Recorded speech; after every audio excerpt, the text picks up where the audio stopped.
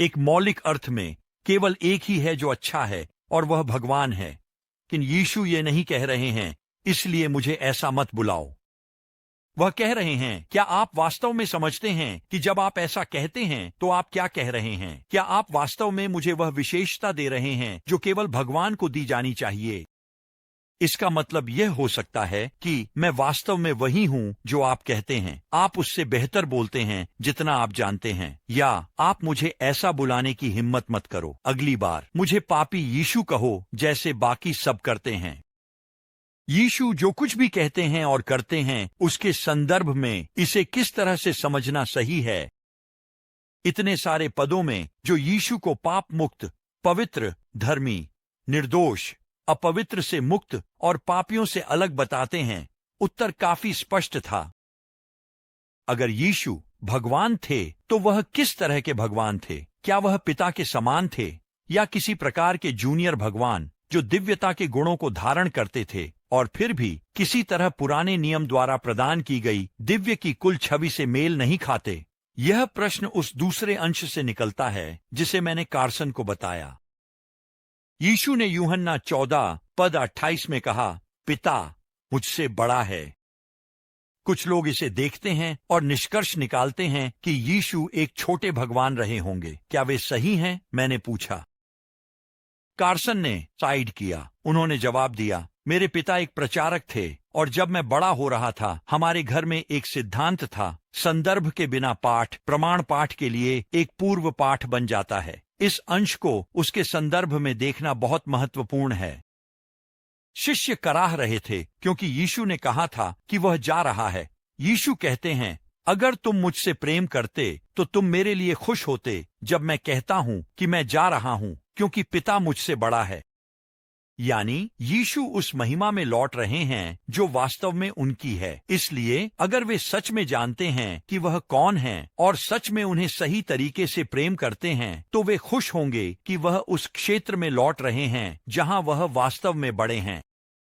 यीशु ने यूहन्ना 17:5 में कहा, मुझे उस महिमा के साथ महिमा मंडित करो जो मुझे पिता के साथ थी जब दुनिया की शुरुआत हुई। यानी पिता मुझसे बड़ा है।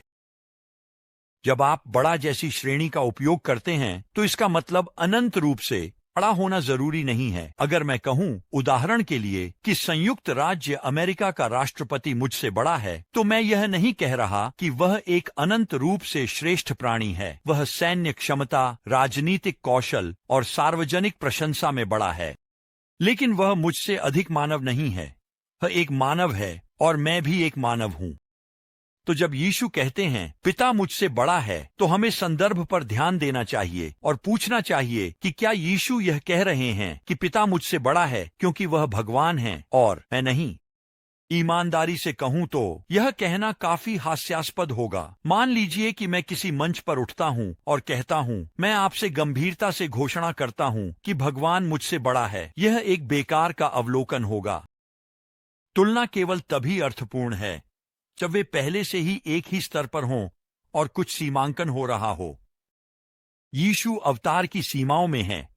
वह क्रूस पर जा रहे हैं, वह मरने वाले हैं, लेकिन वह पिता के पास और उस महिमा में लौटने वाले हैं जो उन्हें पिता के साथ थी जब दुनिया की शुरुआत हुई थी। वह कह रहे हैं, तुम लोग मेरे लिए कराह रहे हो, तुम्हें खुश होना चाहिए क्योंकि मैं घर जा रहा हूं। इसी अर्थ में पिता मुझसे बड़ा है। तो मैंने कहा, यह उसकी दिव्यता का निहित इनकार नहीं है। ही उसने निष्कर्ष निकाला, यह वास्तव में ऐसा नहीं है। संदर्भ इसे स्पष्ट करता है।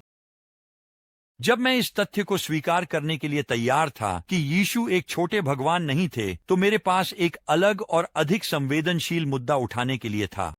यीशु कैसे एक दयालु भगवान हो सकते हैं, फिर भी उन लोगों के लिए शाश्वत दुख के विचार का समर्थन कर सकते हैं जो उन्हें अस्वीकार करते हैं। बाइबल कहती है कि पिता प्रेमी है। नया नियम यीशु के बारे में भी यही पुष्टि करता है। लेकिन वे वास्तव में प्रेमी कैसे हो सकते हैं जबकि एक ही समय में लोगों को नरक में भेजते हैं? आखिरकार यीशु पूरे बाइबल में नरक के बारे में किसी से अधिक सिखाते हैं। क्या यह उनके कथित कोमल और दयालु चरित्र के साथ विरोधाभास नहीं है? यह प्रश्न कार्सन के सामने रखते हुए मैंने एग्नोस्टिक चार्ल्स टेम्पल्टन के कठोर शब्दों का उदाहरण दिया। एक प्रेमी स्वर्गीय पिता कैसे एक अंतहीन नरक बना सकता है और सदियों से लाखों लोगों को उसमें भेज सकता है, क्योंकि वे कुछ धार्मिक विश्वासों को स्वीकार नहीं करते या नहीं कर सकते या नहीं करना चाहते। हालांकि उस प्रश्न को अधिकतम प्रभाव के लिए संशोधित किया गया था, लेकिन इससे कार्सन का क्रोध नहीं बढ़ा। उन्होंने एक स्पष्टीकरण के साथ शुरुआत की। सबसे पहले उन्होंने कहा, मुझे यकीन नहीं है कि भगवान लोगों को नरक में डालते हैं क्योंकि वे कुछ विश्वासों को स्वीकार नहीं करते।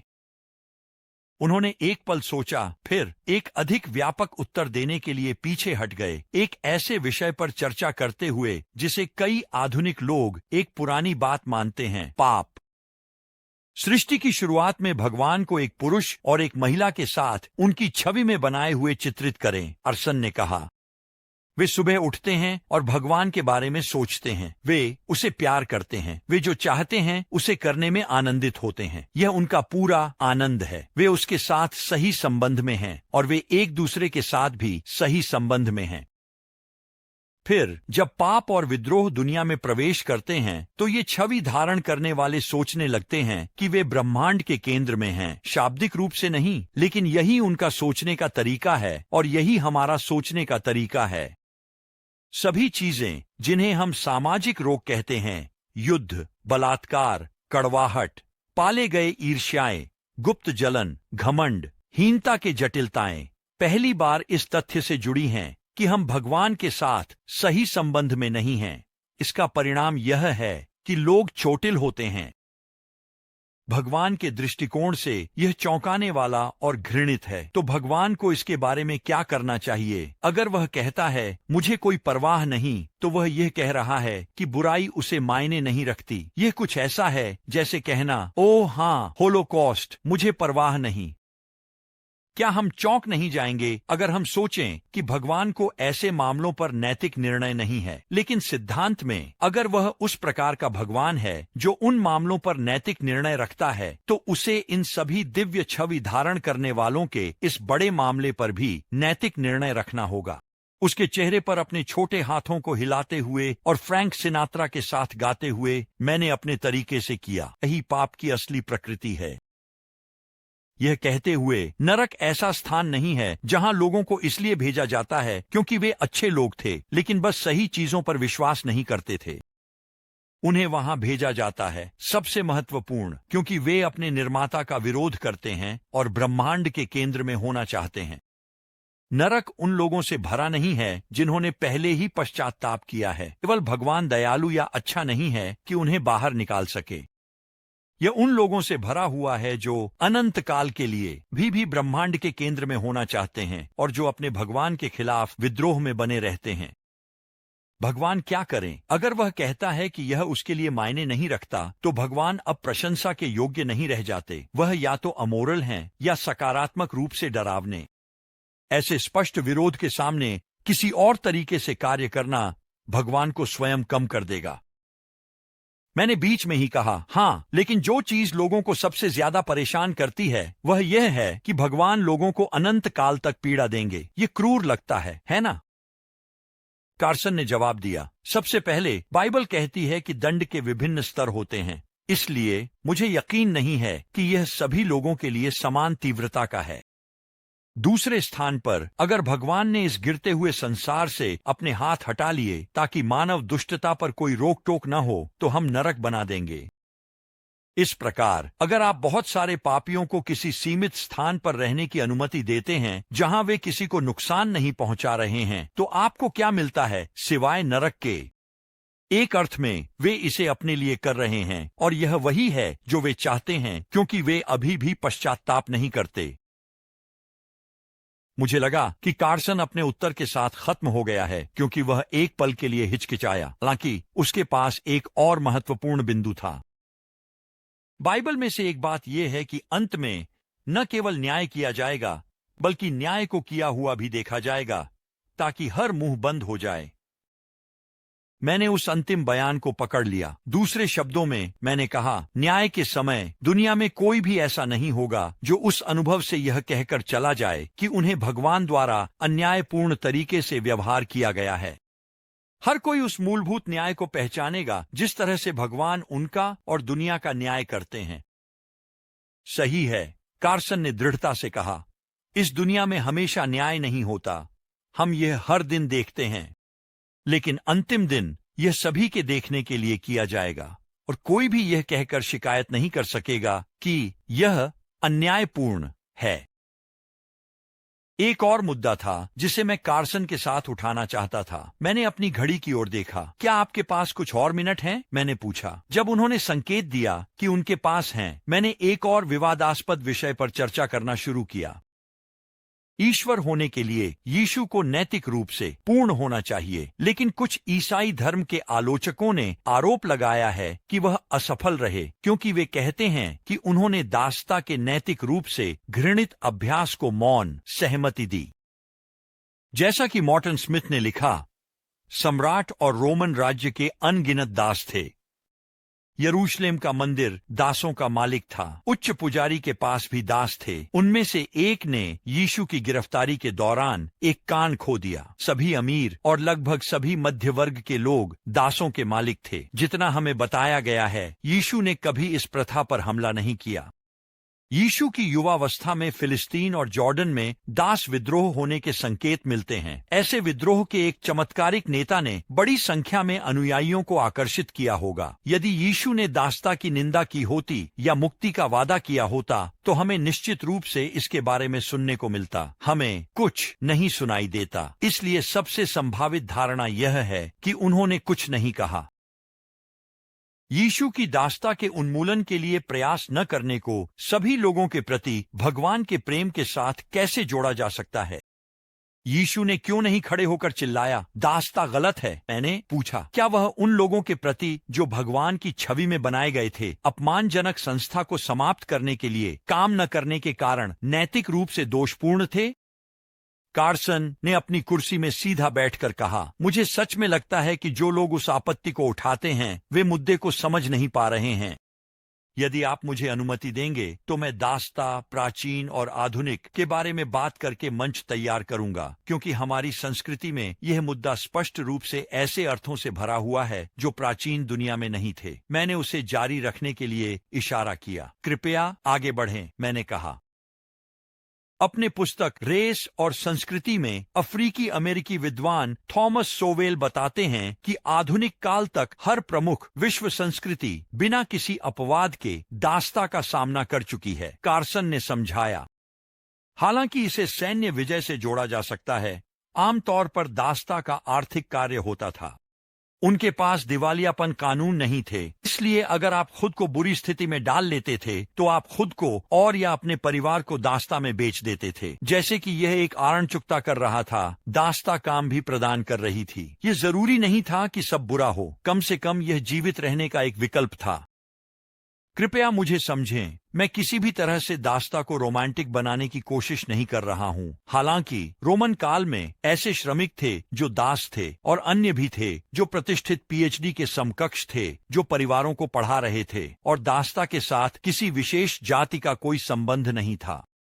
हालांकि अमेरिकी दासता में सभी काले लोग और केवल काले लोग ही दास थे। यह इसके अजीब भयावहताओं में से एक था और इसने काले लोगों की असमानता का एक अन्यायपूर्ण एहसास उत्पन्न किया जिसके खिलाफ हम में से कई आज भी लड़ते हैं।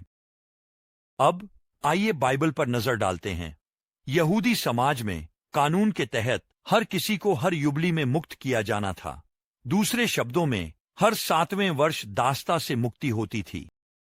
चाहे चीजें वास्तव में उस तरह से काम करें या नहीं, ये फिर भी वही था जो भगवान ने कहा, और ये वह ढांचा था जिसमें यीशु का पालन पोषण किया गया।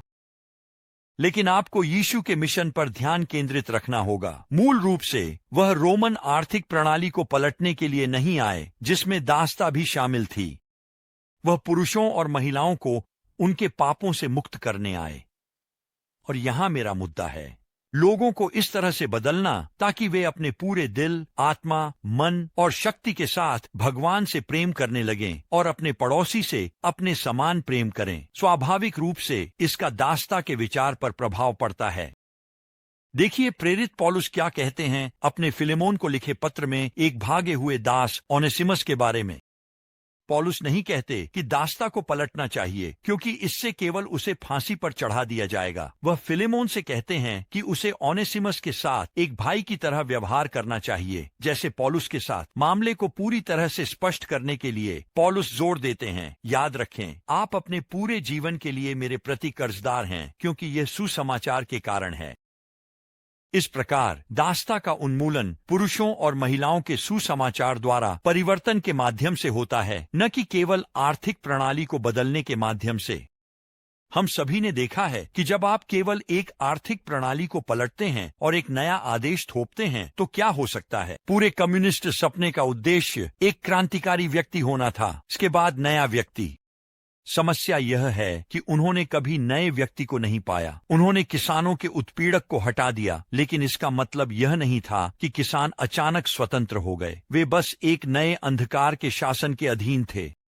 अंतिम विश्लेषण में यदि आप स्थायी परिवर्तन चाहते हैं तो आपको मानव हृदयों को बदलना होगा, और यही यीशु का मिशन था।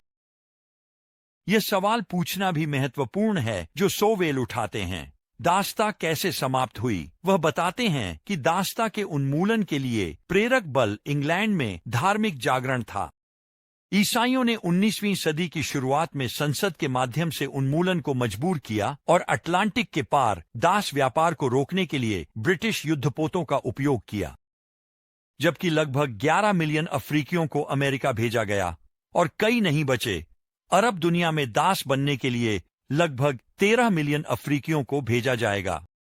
फिर से यह ब्रिटिश थे जिन्होंने उन लोगों द्वारा प्रेरित होकर जिनके दिलों को मसीह ने बदल दिया था, अपने युद्धपोतों को फारस की खाड़ी में इसका विरोध करने के लिए भेजा। कार्सन की प्रतिक्रिया न केवल ऐतिहासिक रूप से समझ में आई बल्कि मेरे अपने अनुभव में भी। उदाहरण के लिए सालों पहले मैंने एक व्यवसायी को जाना जो एक उग्र नस्लवादी था और किसी अन्य रंग के प्रति उसके पास एक श्रेष्ठ और उपेक्षापूर्ण दृष्टिकोण था। उसने अफ्रीकी अमेरिकियों के प्रति अपनी तिरस्कार को छिपाने के लिए हार्डली कोई प्रयास नहीं किया और उसकी पूर्वाग्रही विषाक्तता अक्सर अश्लील चुटकुलों और तीखे टिप्पणियों में बाहर आ जाती थी। किसी भी प्रकार की बहस उसे उसकी घिनौनी राय से हटा नहीं सकी। फिर वह यीशु का अनुयायी बन गया। जब मैंने आश्चर्य से देखा तो समय के साथ उसकी मानसिकता, उसका दृष्टिकोण और उसके मूल्य बदल गए क्योंकि उसका दिल भगवान द्वारा नवीनीकरण किया गया था। उसने यह समझा कि वह किसी भी व्यक्ति के प्रति बुरा भाव नहीं रख सकता क्योंकि बाइबल सिखाती है कि सभी लोग भगवान की छवि में बनाए गए हैं। आज मैं ईमानदारी से कह सकता हूं कि वह दूसरों के प्रति वास्तव में स्वीकार करने वाला है, जिसमें वे लोग भी शामिल हैं जो उससे अलग हैं। कानून ने उसे नहीं बदला, तर्क ने उसे नहीं बदला, भावनात्मक अपील ने उसे नहीं बदला। वह आपको बताएगा कि भगवान ने उसे अंदर से बाहर निर्णायक रूप से, पूरी तरह से, स्थायी रूप से बदल दिया। यह उन कई उदाहरणों में से एक है जो मैंने कार्सन द्वारा बताए गए सुसमाचार की शक्ति के बारे में देखा है।